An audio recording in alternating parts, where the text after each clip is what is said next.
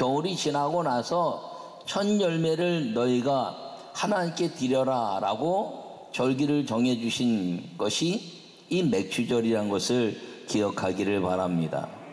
그러므로 첫 수확, 첫 추수를 통해서 이 모든 겨울의 고난과 역경, 양식에 대한 아픔과 슬픔을 싹 끊어내고, 그리고 추수하는 모든 사람들, 그리고 살아있는 생명들이 다 기쁨을 누리는 절기가 이 맥추절기인데, 그래서 이 맥추절기는 행복의 절기다 이렇게 말할 수 있는 것입니다.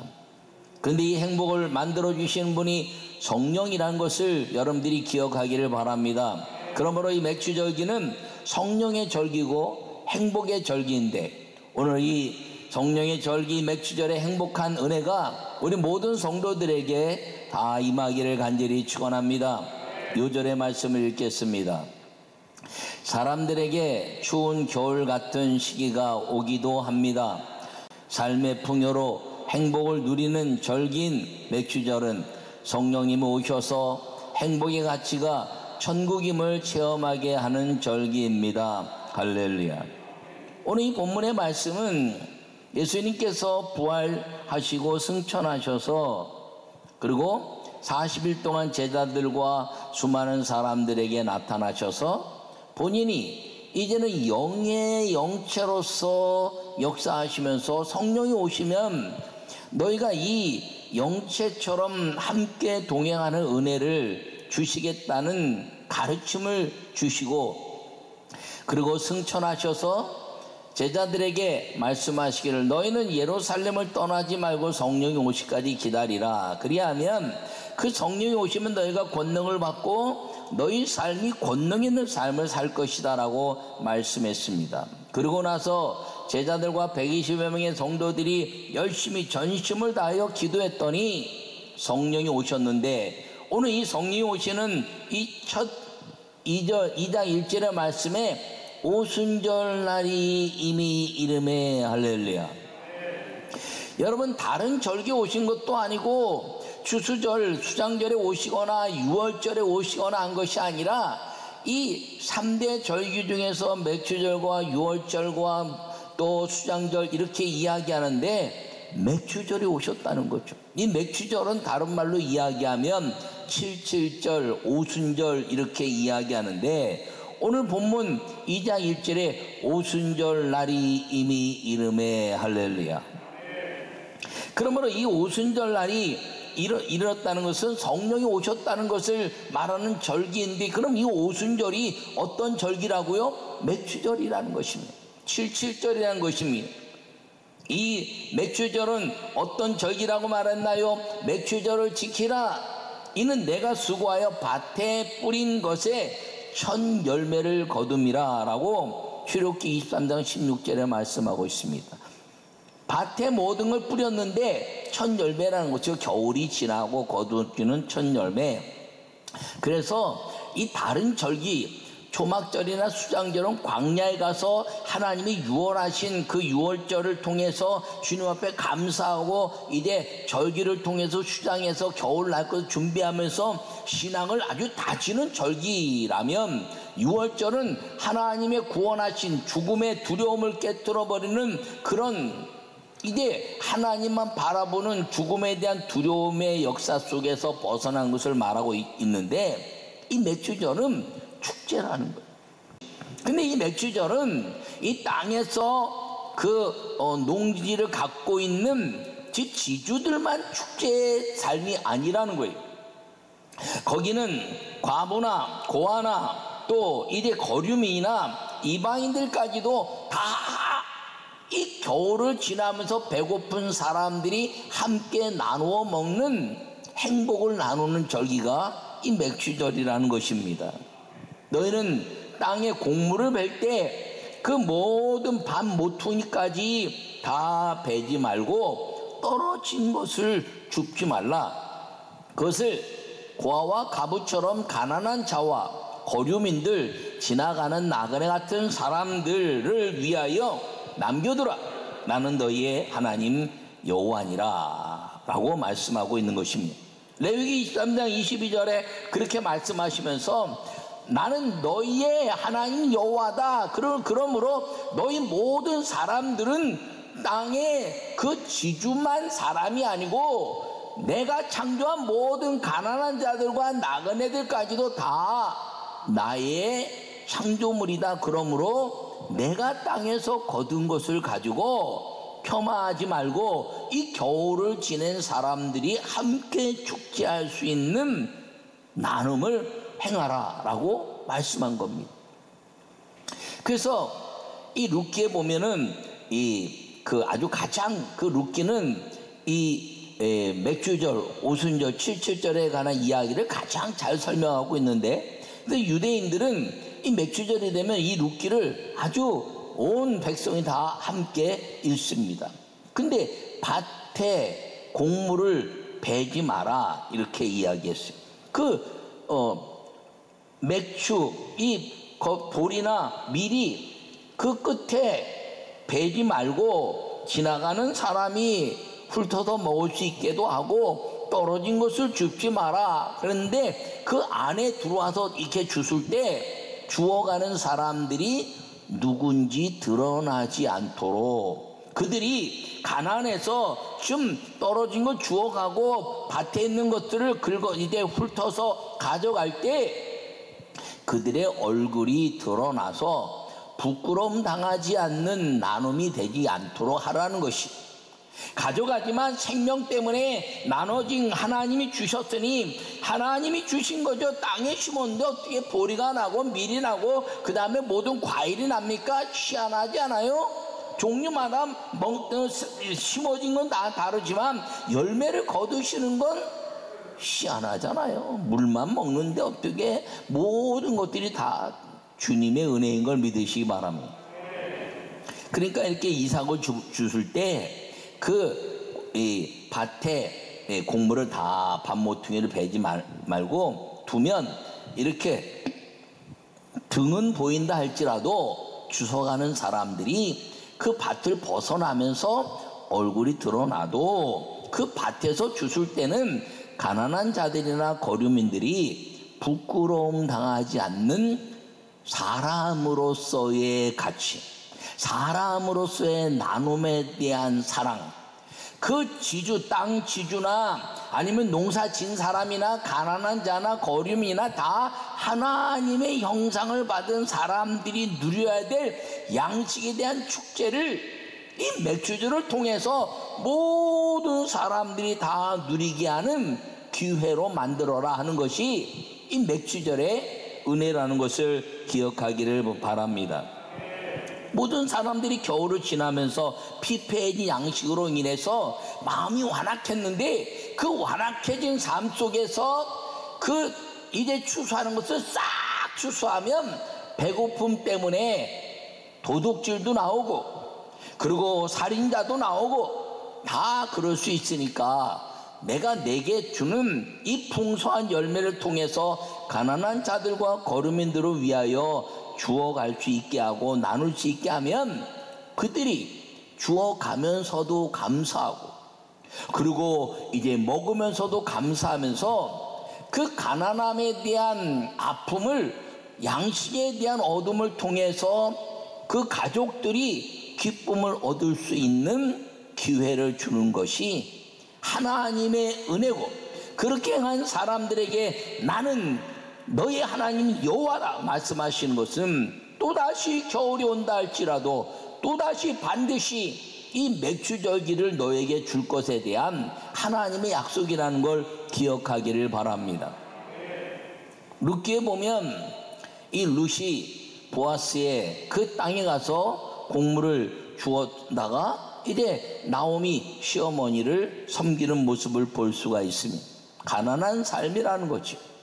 자기 모든 재산을 가지고 갔다가 모압 땅에서 다 이제 실패하고 남편과 아들 다 죽고 그 땅에 돌아와서 먹고 살기 어려운 그때 이 맥주절을 맞이하면서 이 룻, 이방 여인 룻이 그 모든 것들을 주어다가 어머니를 섬기면서 그 섬김에 대한 보아스의 감사, 그 보아스를 통해서 나눔에 대한 하나님에 대한 감사, 그리고 그 하나님에 대한 감사를 통해서 어머니와 며느리가 기뻐서 배부름에 대한 기쁨의 감사를 누리도록 하는 것이 이 맥주절기의 역사고, 그리고 하나님의 아름다운 삶을 사는 기회라는 것을 기억하기를 바랍니다.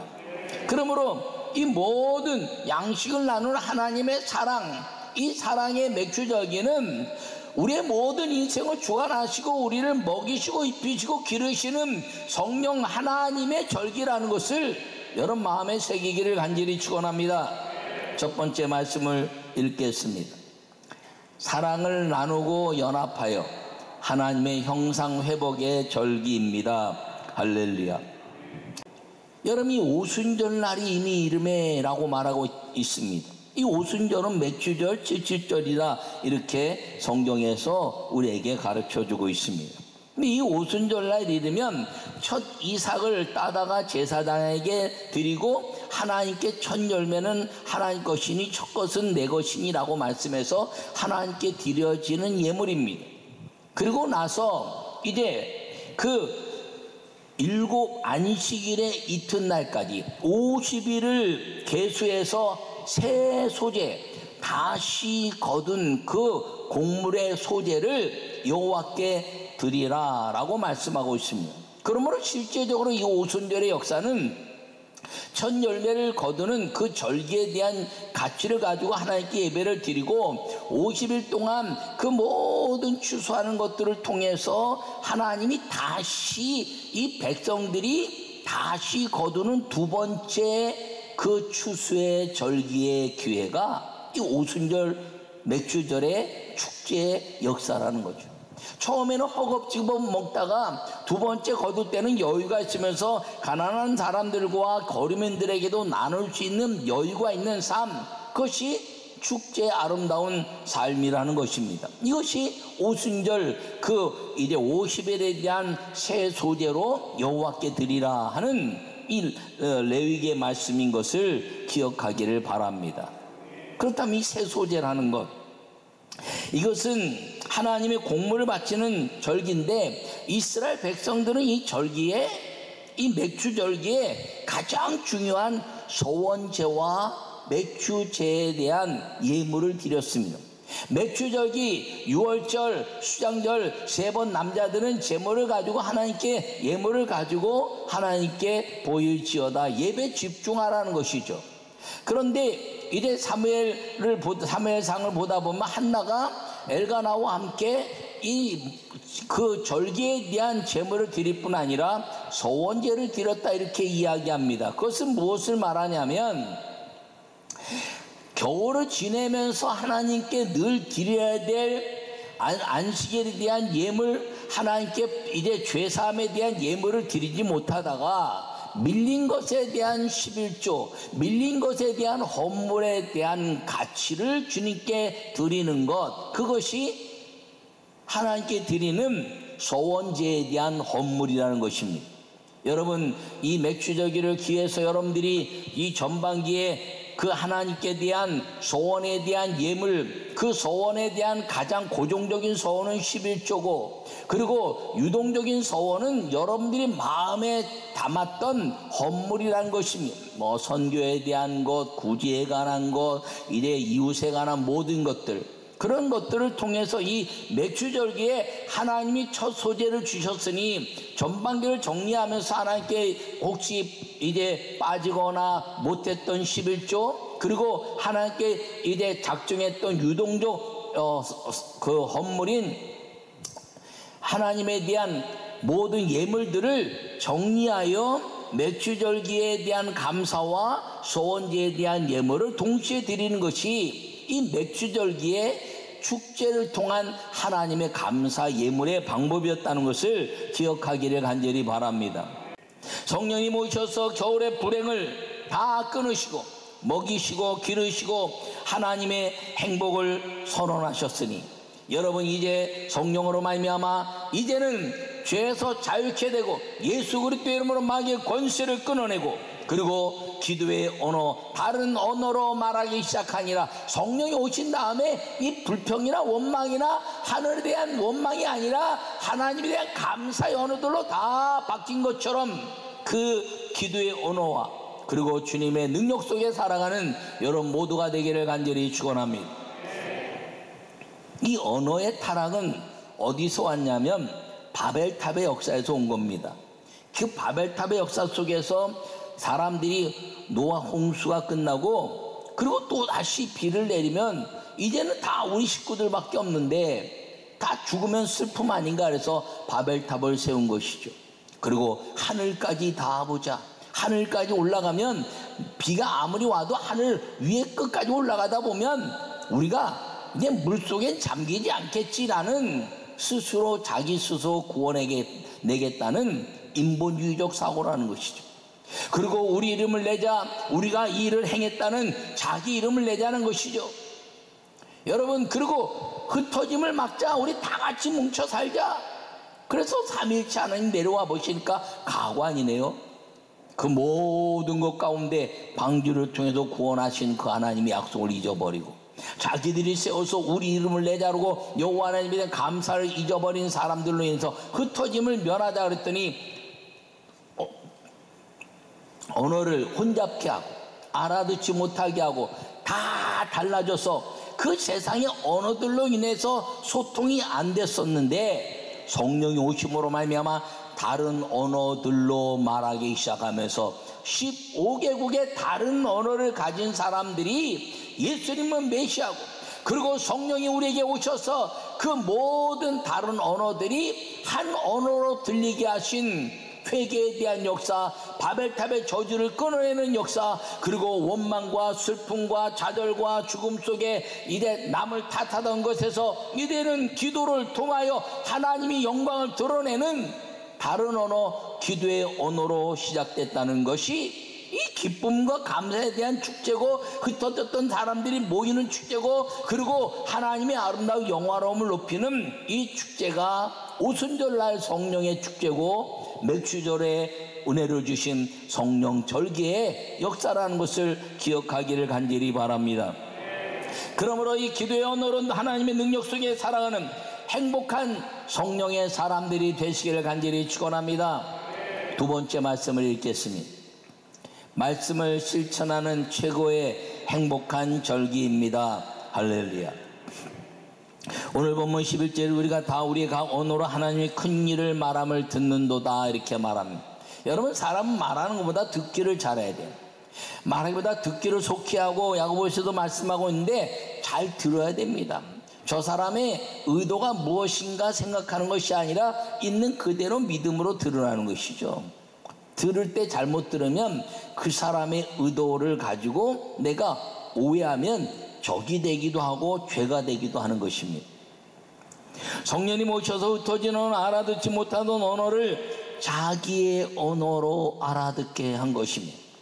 바벨탑에도 다 흩어진 언어들이 이제는 다 각자의 언어가 됐는데 이제 성령이 오시니까 각자의 언어를 통해서 모두가 자기의 언어로 알아듣는 언어의 혼잡이 이제는 하나 되게 하시는 은혜요. 그리고 각자 자기 얘기했는데 이제 소통이 되니까 온 사람들이 놀라기도 하고 축제가 벌어졌다는 것입니다. 성령의 오심을 체험하고 여러분 이제 성령의 아름다운 그 충만함 속에 살아가면 하나님의 큰 일을 듣는 것임을 기억하기를 바랍니다. 성령이 오시면 그 예수 그리스도의 그 구원하심의 역사를 다 듣는다는 것이죠. 빌립이 성령을 받고 나서 사마리아 땅에 갔습니다. 그 땅에 갔더니 광야에 가는 에티오피아 내시가 이사야서를 읽고 있었는데 그 무슨 뜻이니 압니까? 그랬더니 올라오라고. 난 모르겠다 그랬더니 잘 설명했더니 아하, 빌립이 어떤 사람인가요? 예수님을 요한복음 14장에서 그리고 이제 부인하고 도망갔던 사람이에요. 내 아버지 집에 거할 것이 많도다 그랬더니 아버지를 보여주세요. 야, 나를 봤으면 아버지를 보았는데 아버지를 보이라는 게 뭐냐? 그랬더니 부끄러워 도망갔다가 사도행전 1장에서 승천하신 예수님 속에서 그 모습을 가지고 다시 제자들과 뭉침을 가진 그 제자 빌립. 그 빌립이 성령을 받고 나서는 이제는 하나님의 나라가 무엇인가 깨닫고 나서 예수 그리스도에 대한 분명한 가치를 가지고 성경이 이해 안 되던 것들이 이해되면서 다른 사람들에게 성령에 대한 가치, 성경 말씀에 대한 가치를 설명하고 복음을 전하여 예수 그리스도를 믿게 하는 말씀의 실천을 행한 사람이 되었다는 것입니다.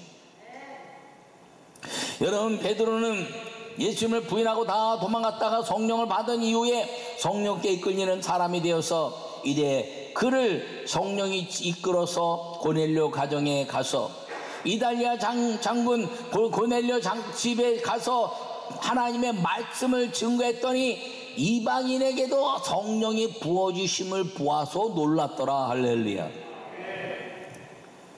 여러분, 성령이 임하시는 것은 이방인에 관한 문제나 뭐 왕족이나 아니면 가난한 자나 상관이 없다는 것이, 성령이 임하시면, 누구에게나 성령이 임하시면 하나님의 말씀이 깨달아지고 그 말씀이 복음이고 복음이 예수 그리스도고 예수 그리스도로 말미암아 성령의 권능을 누리는데 예수 그리스도의 이름으로 명령할 때마다 하나님의 놀라운 은혜가 우리 안에서 펼쳐지고 마귀의 권세가 물러가고 그리고 이제 악한 것들이 떠나고 최고의 행복을 누리는 역사가 성령으로 말미암아 말씀을 실천하게 되는 사람들에게 임하기 때문에 이 오순절의 역사는 행복한 절기라는 것을 기억하기를 간절히 축원합니다.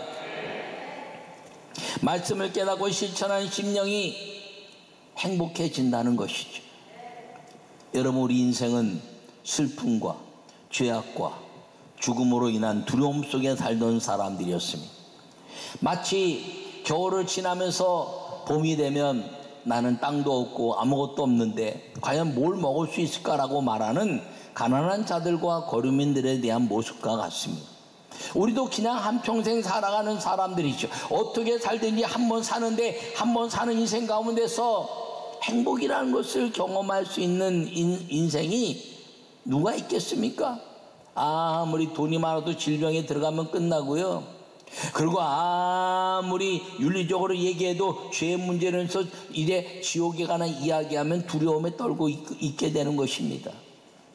그러나 예수 그리스도를 믿는 사람들에게는 그 예수님으로 말미암아 천국의 문이 열리고 마귀의 권세를 깨뜨리고 지옥의 이래 권세를 이래 부서뜨리고 그리고 마귀의 모든 것들을 쫓아내며 예수 그리스도의 이름으로 귀신을 쫓아내며 새 방언을 말하며 뱀을 짚며 무슨 독을 마실지라도 해를 받지 않으며 병든 데게 손을 얹은 즉 나으리라 말씀하시는 하늘과 땅이 소통하는 그 역사, 그것은 예수 그리스도의 이름을 누리는 것인데 예수 그리스도의 이름을 누릴 수 있는 사람은 어떤 사람이냐? 성령을 받아 충만한 사람이라는 것을 기억하기를 바랍니다. 그 예수 그리스도의 이름을 누린다는 것은 말씀을 실천해내는 것이죠. 예수님이 복음이고 복음이 말씀이고 말씀이 하나님이 선포하신 축복의 은혜라는 것을 기억할 때 여러분, 성령 받은 사람이 행하는 최고의 가치는 무엇이냐면 말씀을 생명을 다하여 지켜 실천하여 하나님의 아름다운 행복을 경험하는 역사라는 것을 기억하기를 간절히 축원합니다.